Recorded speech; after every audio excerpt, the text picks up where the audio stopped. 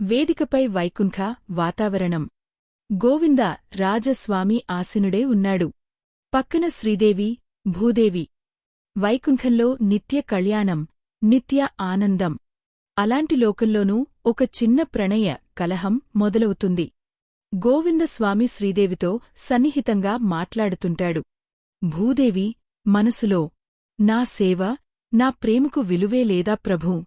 భూదేవి ఇలా అంది. ప్రభూ, మీ దృష్టి అంతా శ్రీదేవిపైనేనా? భూమిని ధరించిన నన్ను మరిచిపోయారా? భూదేవి ఆవేశంగా, సమానమైతే మీ ప్రవర్తన ఎందుకు భిన్నంగా ఉంది? శ్రీదేవి కూడా కలహల్లో చేరుతుంది. శ్రీదేవి, ప్రభూ, మీరు భూదేవి మాటలకు సమాధానం చెప్పడం చూస్తే మీ హృదయం ఎటువాలిందో అర్థమవుతోంది. భూదేవి కన్నీళ్లతో, అయితే నేను వెళ్ళిపోతాను ప్రభూ.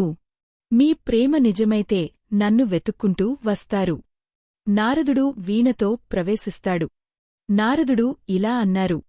నారాయణ, వైకుంఠంలోనే విరహాగ్ని. గోవిందస్వామి, భక్తుల లీలలకు ఇది ఒక మార్గం నారదా. భూలోకానికి వెళ్ళి ఆమెను శాంతింపచేయాలి. భూదేవి భూమిగా అవతరించి తిరుమల కొండలలో నివసించసాగింది. గోవింద స్వామి భూలోకంలో గోవింద రాజునిగా అవతరిస్తారు. గోవిందస్వామి, నీ విరహమే నన్ను ఇక్కడికి తెచ్చింది. నీ కోపమే నా భక్తులకు కళ్యాణక్షేత్రంగా మారింది.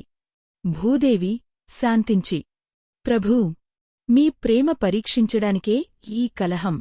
ఇక్కడే నివసించి లోకాన్ని రక్షించండి.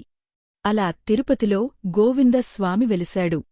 ప్రణయ కలహం కూడా భక్తులకు కళ్యాణ మార్గమైంది.